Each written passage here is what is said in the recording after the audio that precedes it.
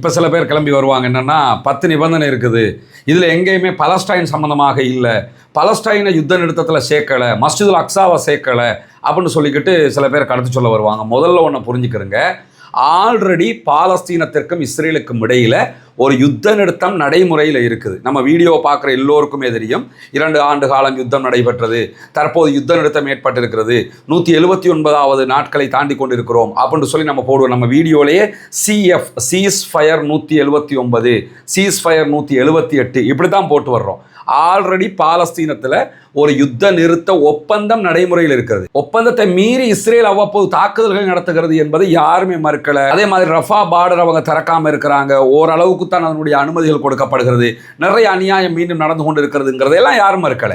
இதை ஈரான் மட்டும் கேட்கணுமா, எல்லா அரபு நாடும் முழு உலகமும் சேர்ந்து கேட்கணுமா? ஒரு யுத்த நிறுத்தம் வந்திருக்கிறது, அந்த யுத்த நிறுத்தத்தை இஸ்ரேல் மீறிக்கிட்டு இருக்குதுன்னு சொல்லி ஐநாவிலேயே பல தடவைகள் பேசப்பட்டு கொண்டிருக்கிறது. எனவே ஈரான் லிஸ்ட்டில் கொண்டு வரல, பார்த்தீங்களா, பலஸ்தீனம் ஒரு வார்த்தையே இல்லை அப்படின்னு சொல்லிக்கிட்டு இப்போ இந்த ஈரானுடைய இந்த வெற்றியை தாங்க முடியாமல் கொஞ்சம் பேர் களத்துக்கு வருவாங்க.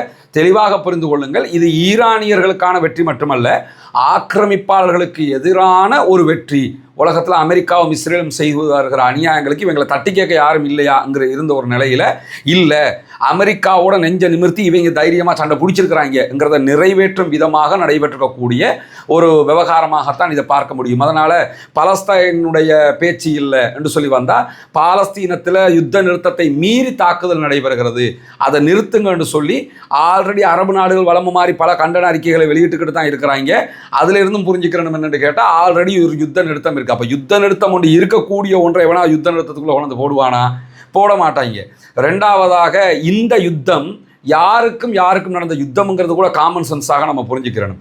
ஈரான் மீதான அமெரிக்க இஸ்ரேலிய யுத்தம், அதே போன்று லெபனான் மீதான இஸ்ரேலிய யுத்தம், இப்படி 2 நாடுகள் மீது தான் இப்போ யுத்தம் நடைபெற்றது. பாலஸ்தீனம் மேலே யுத்த நிறுத்தம் நடைமுறையில் இருக்கிறது. பாலஸ்தீனத்தில் யுத்தம் நடந்திருந்தா இப்போ அவங்க என்ன பண்ணுவாங்கன்னா, பதிலடி தாக்குதல்களை பாலஸ்தீன விடுதலை அமைப்பும் கொடுக்கணும்.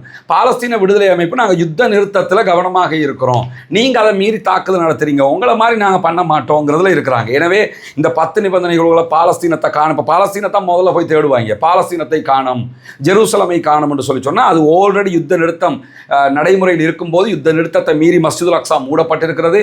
அதற்கு அனைத்து நாடுகளும் எதிராக நிற்க வேண்டும், அதை ஐநாவில் பேசணும், எல்லா நாடுகளும் சேர்ந்து தான் அதை செய்யணுமே தவிர ஈரான் யுத்த நிறுத்தத்துக்குள்ள அது இல்லைன்னு தேடுவாங்களா இருந்தால் அவங்களுக்கு தெரிஞ்ச இந்த யுத்தம் பற்றிய செய்திகளும் இந்த ஜியோ பாலிட்டிக்ஸும் அவ்வளோதான் புரிஞ்சுக்கொள்ளணும். அவங்களை நினைச்சு நம்ம கவலைப்படலாமே தவிர நம்ம இதில் கோவப்படுறதுக்கோ பதில் கமெண்ட் அடிச்சு கொண்டிருக்கிறதுக்கோ எந்த தேவையும் கிடையாதுங்கிறதையும் நம்ம தெளிவாக புரிந்து கொள்ள வேண்டும். ஏன்னா கண்டிப்பாக இந்த 10 நிபந்தனைகளுக்குள்ள பாலஸ்தீனம்ங்கிற வேர்டு மருந்துக்கும் இல்லைங்கிற அளவுக்கு என்ன செய்வாங்கன்னா பேசுவாங்கங்கிறது நமக்கெல்லாம் தெரியும்.